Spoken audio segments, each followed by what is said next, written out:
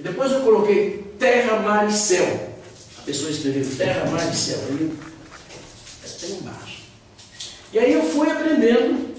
Depois eu pensei, não, eu preciso apressar isso. Então eu vou vender e comprar revistas de quadrinho, o que viesse. Então eu comprei algumas revistas e comecei a vender na porta do cinema. Eu lia elas antes, depois eu ia na porta do cinema, trocava e vendia algumas. E assim eu aprendi a ler. E comecei a fazer uma leitura mais séria. Eu queria alguma coisa mais séria do que revista em quadrinhos. E comecei a ler a literatura brasileira, José de Alencar, Bernardo Guimarães, todas aquelas coisas. Euclides da Cunha, o que vinha, eu comprava no sebo, no mercado São José. Estava animado, minha mãe me botou na escola. Eu entrei já no segundo ou terceiro ano, já sabia ler, não mais adiantado. Tinha uma banda na escola e me botaram como maestro. Banda do mestre André, que eu comprei. Eu era um maestro daquele grupinho. Muito feliz, era uma igreja na matriz de Santa Isabel. O padre construiu dentro da escola, dentro da igreja, uma escola para crianças pobres. E eu fui matriculado naquela escola. E uma professora, certa vez, fez uma lente com fumaça de vela para olhar um eclipse que ia acontecer. Cada menino tinha o seu vidrinho com aquela cinza para olhar o eclipse do sol. E o eclipse foi uma coisa fabulosa, todo menino viu e jogou fora o seu vidro. Mas eu guardei o meu. De vez em quando olhava o sol. Até não faça isso, isso vai prejudicar a sua retina, os seus olhos. Mas eu nunca esqueci aquele sol. Aquela coisa de por que não derrete e escorre? Eu devia ter uns 9, 10 por aí. Por que não derrete? Isso nunca esqueci. Aí, sai da escola, você vai precisar trabalhar no mercado de São José. Me levaram à força para o mercado de São José. Eu não tinha vontade disso, só 9 anos. E aí eu tinha que vender. Pense em vender, pense em vender. E eu pensava só em ler. Então eu ia no próprio mercado, comprava os livros e eu lia durante o expediente, na barraca. E meu irmão chegava e tirava o livro e rasgava. O que quer que eu estivesse lendo.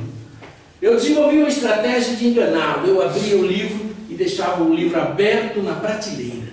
E eu ficava perto lendo. Quando ele chegava, eu... Pois não, freguesa? E ele... Passou uns dias e ele começou a desconfiar. Disse que ele não está lendo mais? E aí ele trabalhava ali no mercado e eu cuidava da banca lá fora. Mas aí um dia ele chegou assim. Aí eu estava pertinho da prateleira lendo o livro aberto assim. Ele, peguei você, rasgou. Eu falei, olha, acabou a história.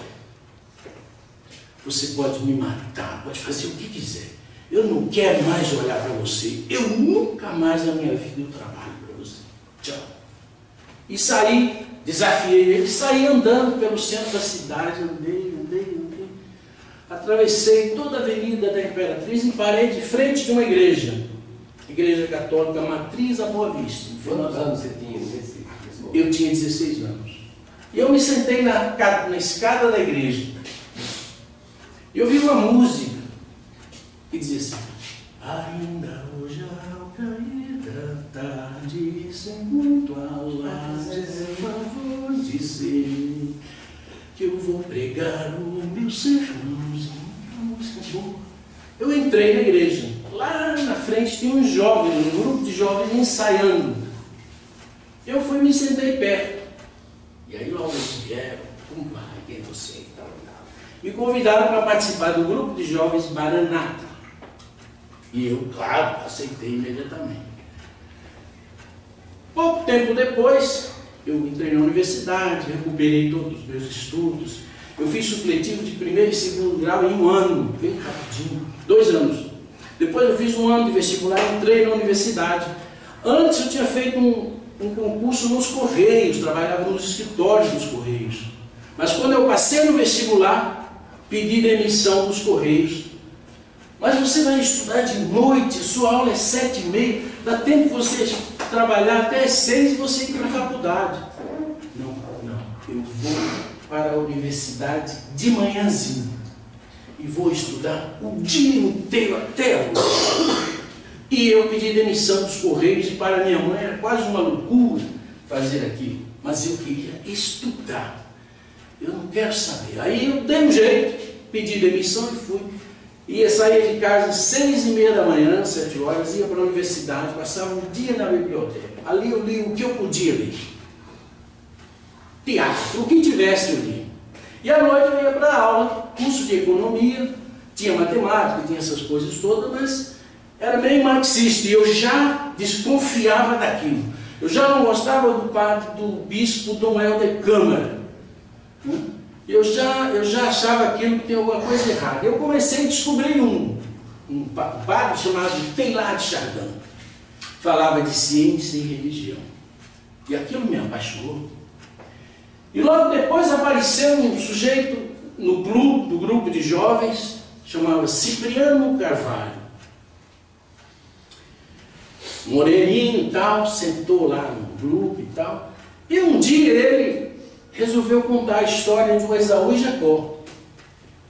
E quando ele contou aquela história, foi lágrima para todo lado. Quando Jacó se abraçou com Esaú, até o pai estava emocionado. Ele sabe que o padre. Quando terminou, eu falei: olha, você tem um mistério. Eu quero saber onde é que você aprendeu isso. Ele falou: vai na minha casa sábado que eu te ensino. Eu digo: onde é? É aqui 2 ruas depois da igreja. Ele morava num quartinho 2 ruas depois da igreja da Matriz da Boa Vista, para onde eu fui quando saí do mercado a esmo e fui parar ali. E ele me sentou numa cadeira, no para-choque de um Fusca vermelho, botou um quadrinho assim na parede, e como giz me ensinou o princípio da criação. E eu pensei: encontrei a verdade. Era isso que eu estava procurando, eu não encontrava em lugar nenhum. Como é que eu faço para ver o resto? Ok, vai na minha casa. Ele levou um papel e uma caneta futura, grudou a caneta futura na parede e ensinou a queda do homem. E eu pensei: encontrei outra parte da verdade. Agora, como é que eu faço para ver o curso todo? Eu não sei. Tem que ser em São Paulo. Vamos para São Paulo. Terminei o 2º ano da universidade, fui para São Paulo. Lá assisti. A Lourdes Zanin me explicou: o Messias nasceu. Por aí mesmo, tá certo. Nasceu mesmo. E levei comigo um grande amigo chamado Emílio Cabral. Ele não vingou. E aí depois veio 7 dias, o reverendo que falou 21 dias, eu emendei, abandonei a universidade. Já tinha feito concurso na Caixa Econômica Federal, fui aprovado, já tinha levado documento, estava tudo pronto para assumir aquele emprego. Eu ia fazer isso. No 3º ano de economia, eu entro na Caixa Econômica. Já estava tudo certo, já tinha feito isso, mas abandonei tudo e vim para a igreja. Hoje eu entendo que eu vim para a igreja para escrever. Então eu não tenho dúvida que a minha missão é escrever. Eu vim para fazer isso. Não tenho dúvida disso. Mas, por que eu digo também? Porque 40 anos se passaram desde que eu fui pastor do Recife. Me mandaram para ser pastor do Recife. E eu fui para Paraíba também. E na Paraíba, eu escrevi vários artigos no jornal, entre eles esse aqui: A Origem dos Humanos, Criacionismo ou Evolucionismo. Aqui é 1980. Quantos anos? 39. 1980. E depois eu juntei todos os artigos e fiz esse livrinho. 1980. E eu vendi isso. Restaurava material com esse livrinho.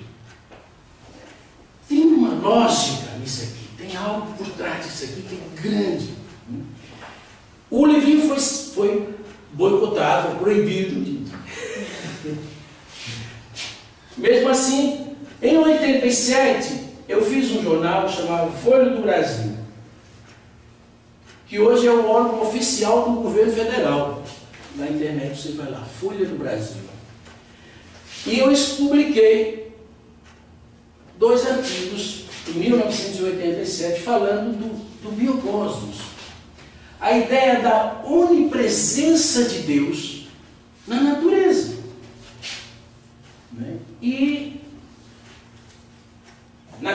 em 1980 eu percebi que eu estava escrevendo um artigo que chamava O Big Bang, a origem do universo. E no meio do artigo eu fui ler o Princípio Divino na página 19 do Princípio Divino. E lá estava escrito assim: o universo é um perfeito corpo orgânico. São essas palavras. Deus é o espírito do universo. E o universo físico é o corpo de Deus. É a forma externa de Deus. E quando eu li isso, imediatamente me veio na mente a palavra biocosmos. Pronto. Essa palavra definiu a minha vida de trabalho de 1980 até os dias atuais. Paralelamente à minha missão missionária, eu fui pastor em Roraima, fui pastor em Recife, pastor em Paraíba e pastor regional em São Paulo, e sempre fui um conferencista, sempre tivemos a nossa atividade religiosa. Mas paralelamente a isso, eu mantive uma segunda missão, que era desenvolver a ciência da unificação. Contribuir.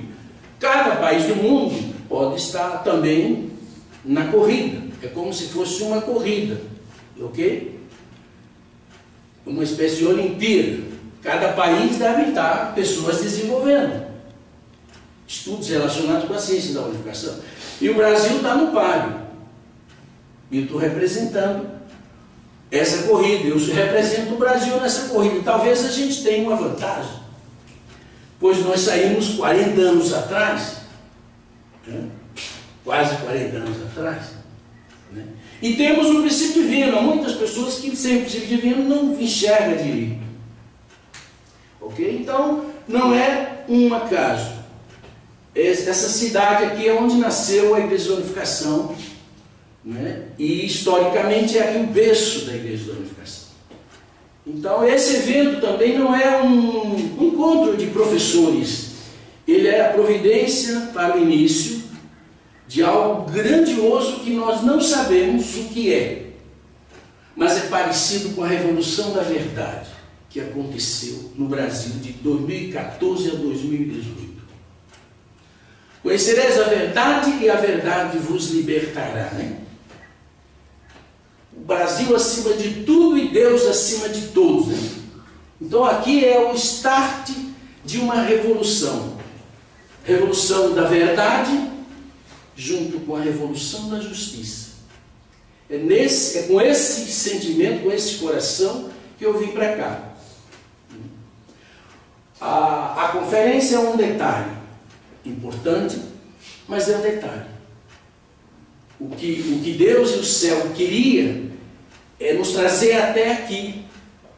E a simples fato de nós estarmos aqui, segunda geração e primeira geração, é exatamente o ponto que Deus queria de nós. A partir daqui, eles poderão dizer: ok, agora deixa conosco. Ok? Então, eu espero grandes mudanças a partir daqui. Perfeito. Feito esse preâmbulo, nós vamos falar um pouco sobre a chamada história das mentalidades. As pessoas falam que a história é só o registro dos líderes, dos reis, os grandes eventos, e o povo, a mentalidade da época é deixada de lado.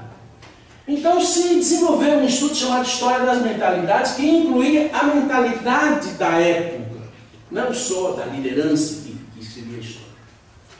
De um modo geral, nós podemos dizer que a humanidade atravessou 3 etapas: a mentalidade mítica, a mentalidade filosófica e a mentalidade científica.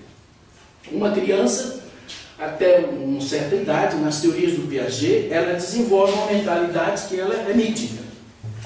O trem cai em cima do pica-pau e o pica-pau sai inteiro. E ninguém duvida, ninguém questiona. Admite que é a mentalidade dos mitos. Quando essa criança cresce, ela chega aos 12 anos, ela entra numa nova etapa, que é uma etapa mais racional, lógica, ok? É a mentalidade filosófica. E finalmente, quando ela passa dos 12 anos, a pergunta é a explicação real. No caso de um nascimento, como eu nasci, mamãe? A cegonha me trouxe. Mito da cegonha. Como eu nasci, mamãe? Você é a semente que o papai depositou na barriga da mamãe e a semente cresceu. Mentalidade científica. Cópula, fecundação, gestação e parto. É a verdade. O indivíduo passa por essa etapa, mas a humanidade inteira passou por essas etapas. Houve um tempo que a mentalidade universal era mítica. A Bíblia, por exemplo, tem 3.600 anos de idade, foi escrita para um povo de mentalidade agropastoril e, portanto, ela tem muitas mensagens escritas numa linguagem mítico-poética. Por exemplo, o mito de Adão e Eva. É a verdade numa linguagem mítico-poética. Então a serpente falou e tal. Né? É a verdade, mas numa linguagem mítica. Okay? Ela precisa ser decodificada. Okay? Usa a criptografia. Mas quando fala de valores morais, dos provérbios, etc., a linguagem é clara. Mesmo com Jesus, 2000 anos atrás, ele ainda precisou usar uma série de figuras de linguagem e parábolas por meio de comparações, etc., porque as pessoas, a mentalidade das pessoas não tinha nível para suportar. Okay? Boa parte das crenças cristãs, católicas e evangélicas são dogmas, baseados em mistérios que eles não compreendem. E isso significa que muito ainda é mentalidade mítica. Okay? Arrebatamento, fisicamente, sem passar pela morte física. A hidra, a besta de 7 cabeças que sai do mar, é a hidra de Lerna da mitologia grega. Tem muita influência da mitologia dentro do pensamento cristão. Okay? Então nós estamos passando, né, nessa história, por esse processo. Okay? Ainda, infelizmente, na Igreja da Unificação, ainda existe, okay, alguma mentalidade mítica. Ainda há quem interprete as coisas de uma forma obscura, nebulosa, e isso é bom para manter o controle, ok? A mentalidade filosófica e a mentalidade científica estão paralelamente se desenvolvendo na igreja e sempre existiram em todas as épocas. No tempo da filosofia grega, Aristóteles era um grande cientista, escreveu 20 livros pequenininhos, que dá mais ou menos 1000 páginas na obra do Aristóteles, mas era já um pensamento científico, ok? Mas em cada época predominou uma mentalidade. Então, na antiguidade predominou a mentalidade mítica, mas havia já filosofia e ciência. E hoje ainda nós temos predomínio da ciência, o saber científico dominou o mundo, ok? Mas ainda há a mentalidade filosófica e a mentalidade mítica espalhados pelo mundo. Okay? O que são os índios? Os índios são uma sociedade do passado coexistindo com a sociedade digital, da era digital, a sociedade da ciência quântica. Então os índios são fósseis sociais, pedaços da humanidade que foram deixados para trás no processo civilizatório. Foram deixados para trás por quê? Por egoísmo e ignorância. Ok? Então, a mentalidade dos índios é uma mentalidade quase que inteiramente mítica, porque são fósseis sociais. E você querendo saber como viviam os povos de 500 anos atrás, vai numa aldeia indígena daquelas autênticas que ainda preservam algumas coisas. Porque muitos índios hoje já estão informatizados. Eles não querem saber disso. Isso é bom para a política do zoo humano. Transformar uma tribo indígena numa espécie de zoológico humano para inglês vir olhar. Arqueólogo vir olhar. Era assim que eles viviam, era assim, assim. É só para isso, mas viola os direitos humanos dos índios. Esse é um preâmbulo. Então nós, na unificação, quando conhecemos o princípio divino, nós saímos da mentalidade da interpretação mítica para a mentalidade filosófica e científica, lógica. Nós começamos a entender, por exemplo, os fenômenos dos últimos dias. A ressurreição ficou uma explicação clara. Então mas o verdadeiro Pai nunca deixou de falar de ciência. Ok? E é aí que nós entramos. Eu criei um instituto, que eu chamo de Instituto Brasileiro de Ciência Deusista, para fazer um curso de ciência deusista. E é um conjunto crítica e contraproposta para a ciência teísta. A guerra cultural hoje é ciência ateísta versus ciência deusista. Ok? Porque Deus já penetrou na ciência. Nós, no movimento da unificação, houve um período que era necessário imersão total na vida sacrificial. Né? Houve esse período necessário. Mas agora nós estamos na era depois da vinda do céu. O que é a ONU? A ONU, vamos dizer que ela tenha lá 200 funcionários. Que ela tem departamentos ao redor do mundo. Então, essa equipe foi arrebatada, foi escolhida e trazida para cá. E preparada. É a era antes da vinda do céu, né? AVC. Nosso pai dividiu a história em 2 pedaços. AVC, antes da vinda do céu, e DVC, depois da vinda do céu. Ok? Então, antes da vinda do céu, nós íamos na rua, trazíamos as pessoas para cá, preparar o velho e deixar ela aqui. Montando uma equipe. Quando nosso pai proclamou a era depois da vinda do céu e criou a ONU da Paz, mudou. Nós não vamos mais pegar as pessoas lá fora e trazê-las para aqui para dentro. Nós vamos levar nossas ideias e derramar sobre as pessoas como nosso pai fez com o vinho sagrado. A atividade da era depois da vinda do céu é a ONU da Paz quem dirige. A ONU da Paz tem departamentos, todas essas ONGs que o nosso pai criou são departamentos dessa nova ONG, inclusive o departamento de ciência. Ok? Departamento de educação, é uma ONU. Funciona exatamente igual, tem uma sede como a ONU, ok? Tem representações dos países do mundo, tem embaixadores, percebe? É uma ONU, é o governo mundial de Deus. E o nosso trabalho agora é pegar ideias, as ideias do verdadeiro Pai, e lançá-las sobre a população, do mesmo jeito que o nosso Pai fez com o vinho sagrado. Mas a mentalidade mítica, que é a mentalidade do igrejismo, vamos dizer assim, deusismo versus igrejismo, é o prazer do cheiro da fé. Você entra numa igreja católica, gente, você vê todas aquelas imagens, e aquele cheirinho de fé, a pessoa parece se sente muito bem ali. Ok? E pensar em ciência e sair desse ambiente é até difícil, para algumas pessoas é impossível. Mas nós podemos preservar nosso alto padrão de fé, espiritualidade, de verdade e tal, com uma visão científica compatível. Não há nenhum conflito nisso. Ok. Aqui é o de cima, de baixo que passa, né? De baixo. Ok. Então é o curso de ciência deusista, parte 1. Nós vamos fazer uma breve introdução à ciência deusista. O pai da ciência deusista é o nosso pai verdadeiro. Ok? Agora você. Deus é o cientista absoluto.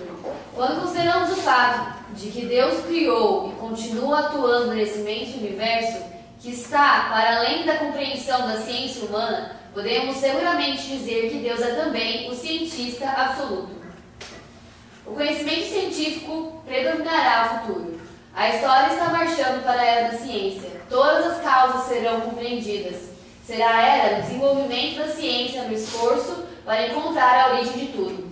Devido à chegada dessa era, a própria religião terá que alinhar seus passos com essa tendência. A necessidade de conhecimento científico. Do ponto de vista do conhecimento, a queda significou a descida do homem à escuridão da ignorância. Já que o homem é constituído de dois aspectos, o interno e o externo, o espiritual e o físico, existem dois tipos de ignorâncias.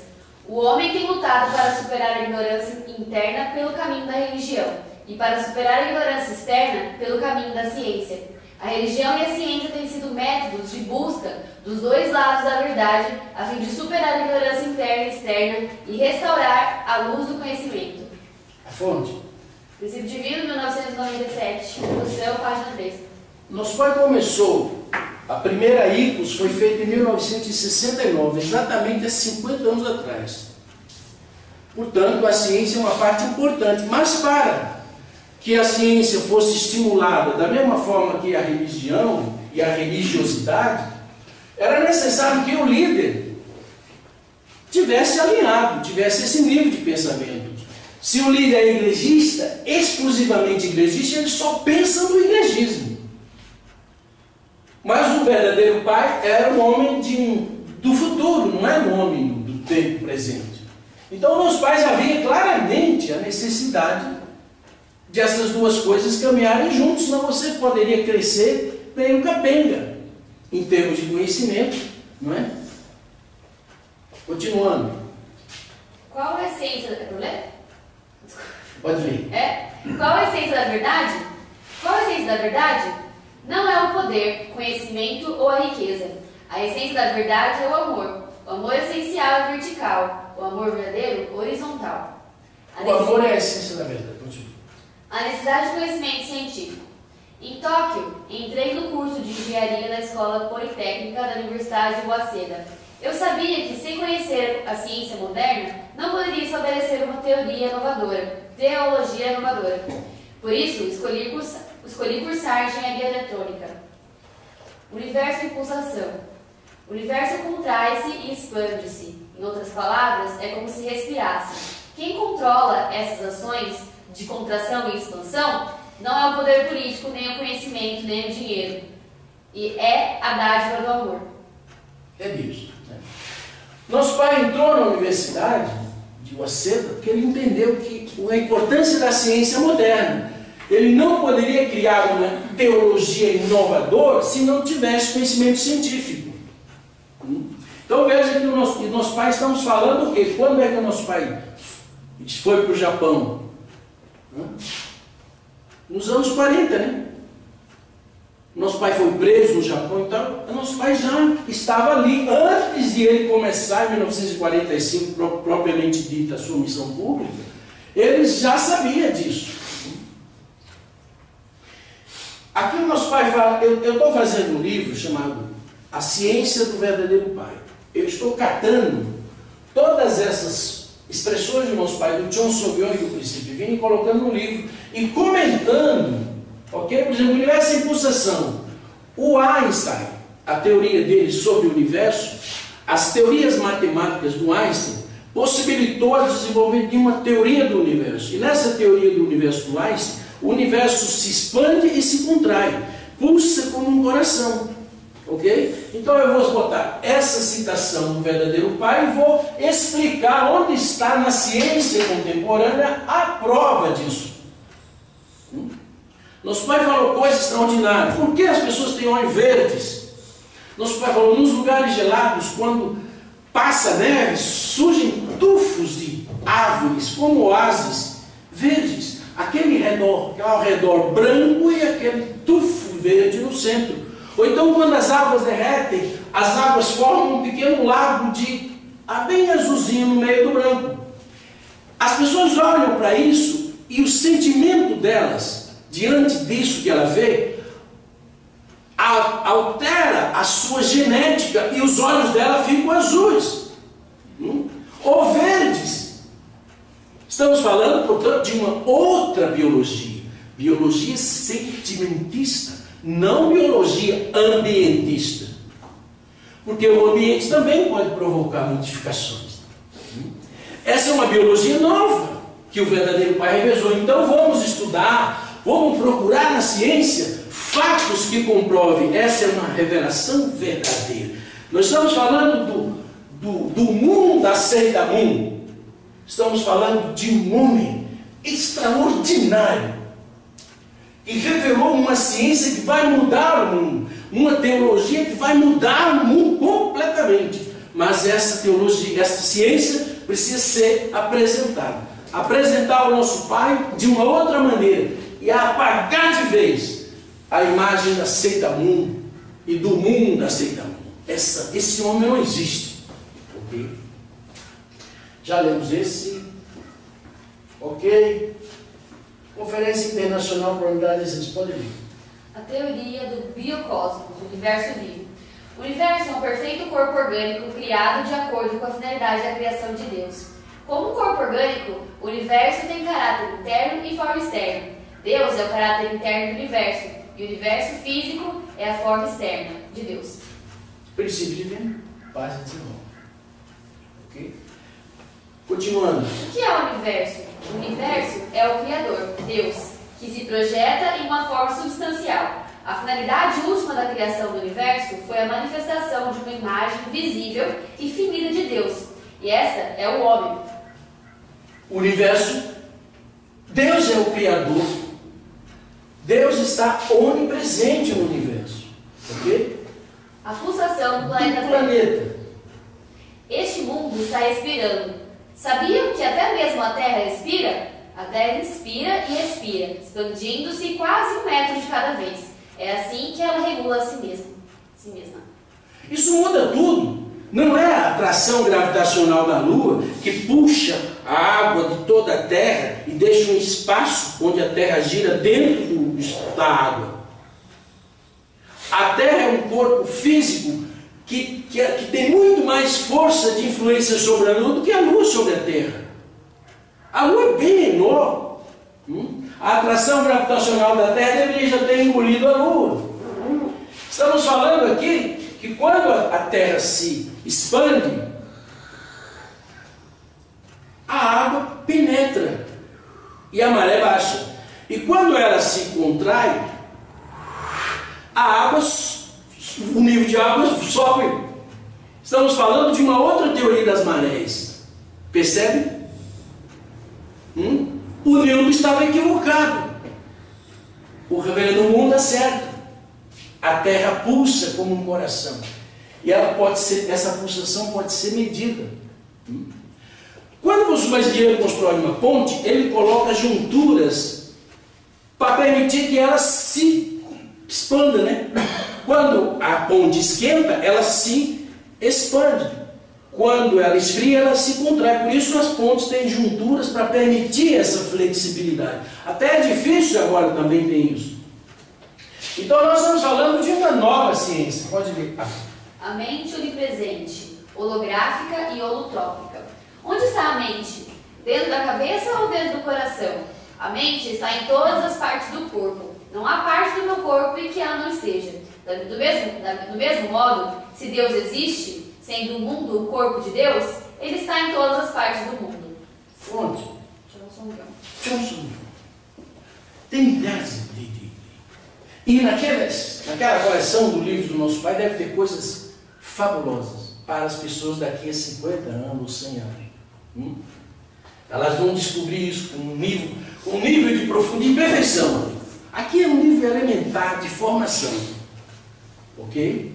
Então, a mente holotrópica, que é trópico, holotrópico está em todos os lugares. Eu tenho um livro chamado A Mente Holotrópica, de um cara chamado Stanislav Grof, esotérico.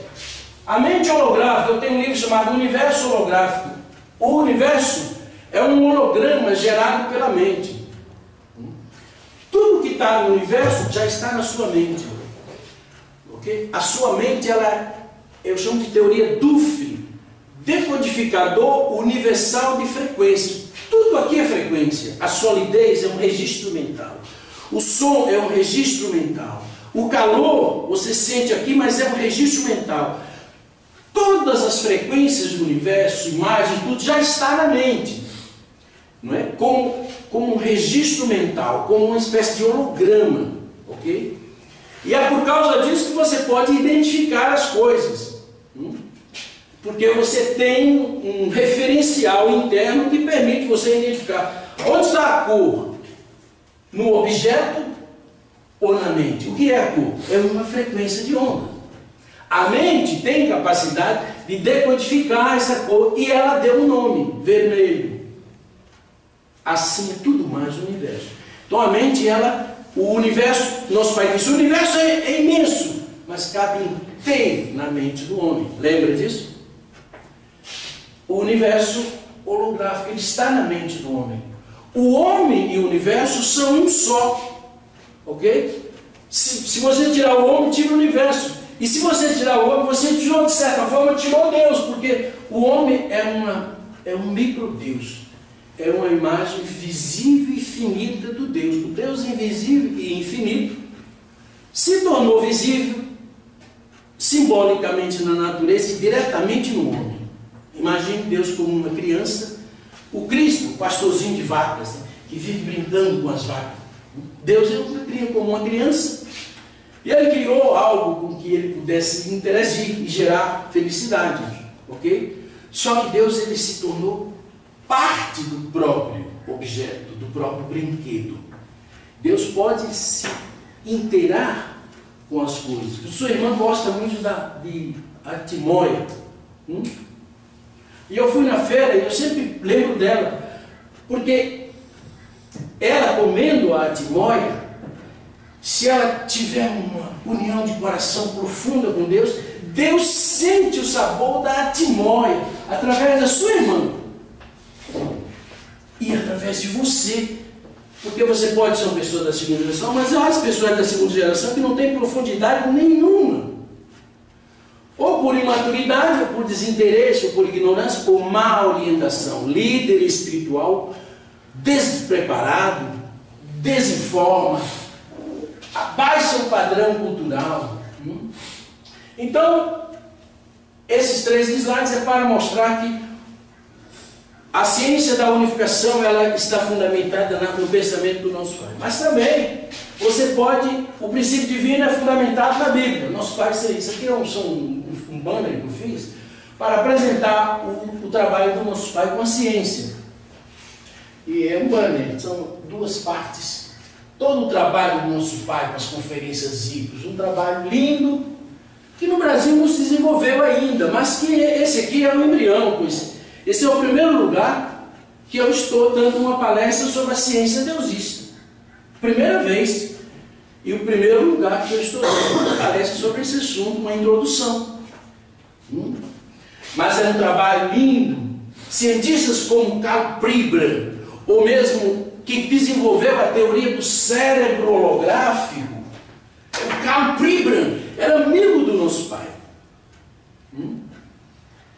E a teoria do cérebro holográfico que ele desenvolveu inspirou um físico chamado David Boone. E os dois se uniram e desenvolveram a teoria do universo holográfico.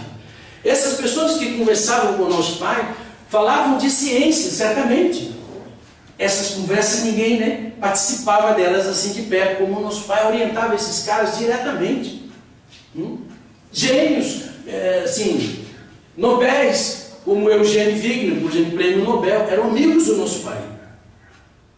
Percebe a dimensão? A Bíblia também fala da invisibilidade de Deus e da onipresença de Deus. Todos esses trechos bíblicos falam da invisibilidade e da onipresença de Deus no universo. Mas vamos pegar alguns. Deus vive em nós e nós vivemos em Deus. Nele vivemos, nele nos movemos e nele existimos. Estamos dentro, nos movendo e existindo dentro dele. E aqui? Não sabeis que sois o templo de Deus e que o Espírito de Deus habita em vós. Deus está em você, ok? Naquele dia sabereis que eu estou em meu Pai, vós em mim e eu em vós. O dia é quando a gente conheceu o princípio divino. A gente começou a entender. Então a Bíblia fornece, e é por isso que os cristãos defendem a invisibilidade. O cristianismo protestante admite essa ideia de uma forma mais... Admite essa ideia. Mas o catolicismo tem algumas restrições, porque Deus está no céu, sentado num trono. De um lado, tá, à direita dele, está Jesus sentado, e do outro lado um pombinho. São 3 tronos. Essa ideia, que é um dogma católico, não bate com a Bíblia. Não bate. Percebe? Então, para negar a invisibilidade de Deus e impor a figura de Deus como... Nos mormons, por exemplo, Deus tem um corpo físico. Por isso que Jesus comeu carne, tal, peixe e tal. Então, são dogmas que... Mentalidade mítica. Na era digital, na era da telemática, na era da tecnologia 5G, na era da robótica. Então, é um fóssil. Ideias fossilizadas, ok? Ideias do passado que querem se impor no presente e manter a humanidade no nível mítico. Percebe? Passando agora, um pouco mais rápido. Conclusão da ciência contemporânea. Leia. Luz, energia e informação. Conteúdo, forma e estrutura. É o potencial de tudo. A luz é em tudo. O universo é uma realidade autocriada. É um ser luz infinito, superpoderoso, dotado de um conteúdo informacional e de uma vontade consciente e criativa, capaz de projetar a si mesmo sobre a forma finita das partículas. As pessoas intuem uma forma de inteligência que no passado organizou o universo e a personalizam chamando-a Deus. O David Bohm é o físico que se uniu com o Carl Pribren e juntos criaram a teoria do universo holográfico. Okay? A conclusão da ciência moderna é que a essência de tudo é energia e informação. A informação e a energia são um. No início era o verbo, informação. E o verbo era Deus. E o Espírito de Deus pairava sobre a face do abismo, é um oceano infinito de energia. Mas é uma energia viva, é bioenergia. Pois Deus era essa. O verbo era Deus e o verbo estava em Deus e o Espírito de Deus pairava. A informação concentrou a energia, estabilizou ela sob a forma de partículas. E depois em átomos, moléculas, e depois seres.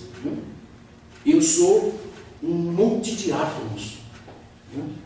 Em essência, eu sou invisível. A minha natureza essencial é invisível, é informação e energia. Informação é invisível, energia também é invisível. Informação é mente.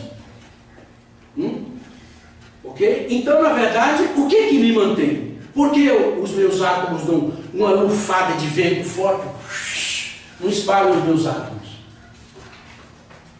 Não desintegra.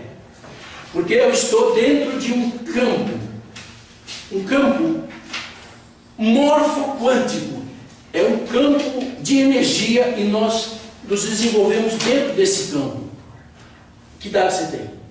24. Okay. Com 21 anos o campo parou, atingiu a perfeição. O espírito, né? O campo. E o seu corpo cresceu dentro, se desenvolveu e adquiriu a mesma forma do campo. Mas o seu corpo físico continuou, houve uma mudança. As suas células estão se multiplicando mais lentamente. Inverteu o processo, ele estava acelerado, aí parou e agora ela está desacelerando. E aí as suas células, o seu corpo começará a murchar. E finalmente, quando o campo sair, o corpo se desintegra. É um campo. Prêmio Nobel de Bioquímica.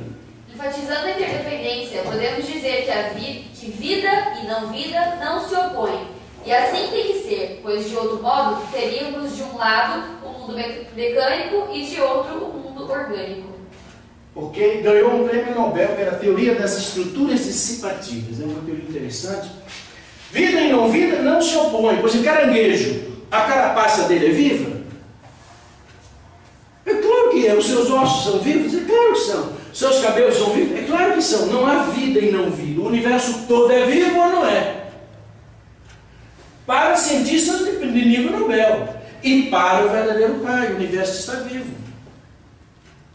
Deus é onipresente no universo. O universo é a forma externa de Deus. Nós temos que encarar esse fato. Não precisamos ignorá-lo. Pelo contrário, nós temos que encarar o fato. Chamando a nova visão emergente da realidade ecológica, no sentido da ecologia profunda, enfatizamos que a vida se encontra no próprio cerne da realidade Universal. No velho paradigma, a física foi o modelo e a fonte de metáforas para todas as outras ciências. Cientistas e não cientistas frequentemente retêm a crença popular segundo a qual, se você quer realmente saber a explicação última, terá de perguntar a um físico, o que é claramente uma falácia cartesiana. Hoje, a mudança de paradigma da ciência reducionista para o pensamento sistêmico, holístico, em seu nível mais profundo, implica uma mudança de foco da física para as ciências da vida, para a biologia.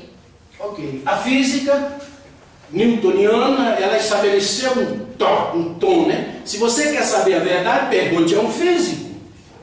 Só que hoje, pergunte a um biólogo. Ou melhor, pergunte a um bioquântico. Porque a biologia é quântica hoje.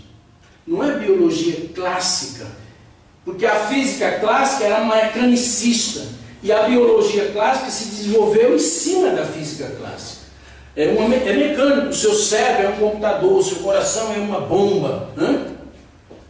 Então o corpo não é um organismo, ele é um mecanismo.